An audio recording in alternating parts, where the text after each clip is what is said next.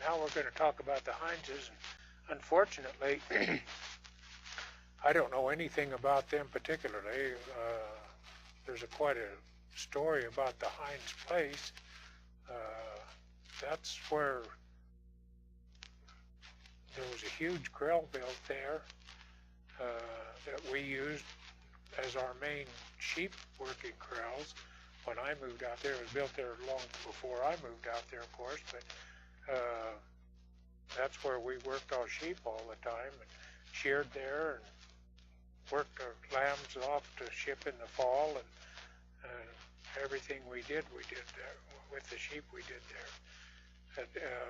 That cabin that was built there, again, for whatever reason, I'm not sure why, but it was probably at least twice as big as most cabins that were built out in that country. And there was a schoolhouse built there.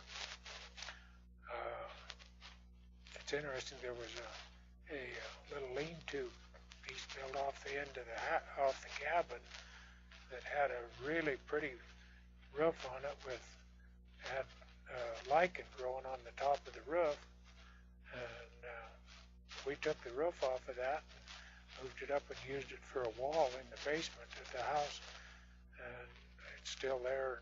It's kind of interesting because it's got different colored lichen on it, and made a very interesting wall up in our house. The cabin that was built for a schoolhouse we used for a long time to store feed in for the sheep in the wintertime. We'd get a semi-load of feed.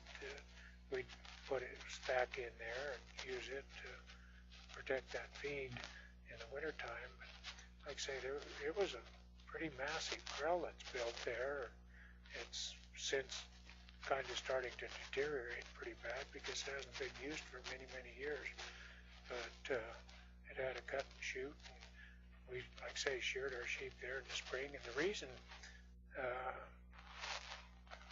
they had a shearing shed originally that was down the river about 3 miles from where this Heins place is. When they used to haul the wool out on wagon, team and wagon, they could cross the river right there and go to town, and made it a lot shorter. When they got to where they hauled the wool with trucks, it was a lot further around, and the roads were bad to get out to the county road, and so they moved their shearing operation up to the Heins place, which was just about a mile off the county road, and that's why they started shearing their sheep there. There's several several outbuildings built there.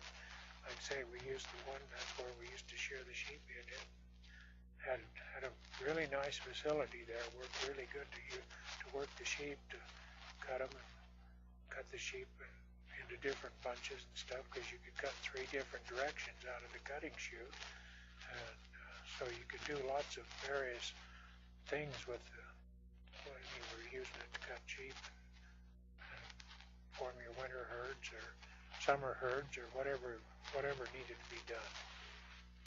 We used to haul a awful big percentage of the hay that we put up down there, and then we'd keep the sheep down there. It was one of the places where we kept the sheep in the wintertime. Like I say, it was quite a job to truck all that hay down there in the summertime. We used to have a couple of stacks of hay down there. In the wintertime, you could just take a pickup and go down there and feed hay to the sheep. And I remember one year, it was a really nasty winter, and we had a guy working for us that was helping feed and stuff. And it got so bad that we couldn't get down there to feed, and so he just moved down and lived in that cabin in the closed house at that time. But anyway, he lived in there and spent the winter down there and fed that bunch of sheep all winter down there, and took care of them for me, and made it pretty nice, because like I say, you couldn't get down there with driving back and forth, and so it worked out good. I guess another story I would tell about that, when Uncle Mark and them had a big 2-ton truck that they used to feed with, and way back when, a long time before I moved out there, they stayed down there and took care of of that bunch of sheep, or one of them did. One night it was getting terrible, terrible cold, and they were afraid that they wouldn't be able to get the truck started the next morning to go feed the sheep, and so they drained the oil out of it when they got done that day and took it in and set the pan of oil in by the fire so it'd stay warm. And the next morning they poured that warm oil in the truck, and so it kind of warmed the engine up a little bit and make it start easier. And when it started, they were scared to death it might die and not start again, and so they just pretty much floorboarded it apparently, and it threw a rod through the side of the engine on it, and so ruined the truck in the process. I don't know what they did to feed after that. I never did hear the rest of that story, but anyway, it sure took care of the truck for them, but ruined it.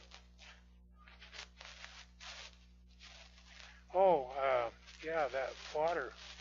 There was a spring there, and I was told that they never could use the water out of that spring because if they drank it, it caused them to have dysentery real bad and made them so sick.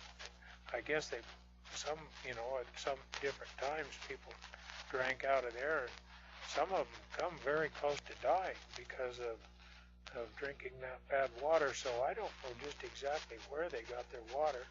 Maybe they had dug a well or something. I don't know how they got water down there, but I know that spring wasn't any good. It was okay for livestock to drink because we had watered our livestock there all the time, and they got along fine on it, but it wasn't fit for people to drink anyway.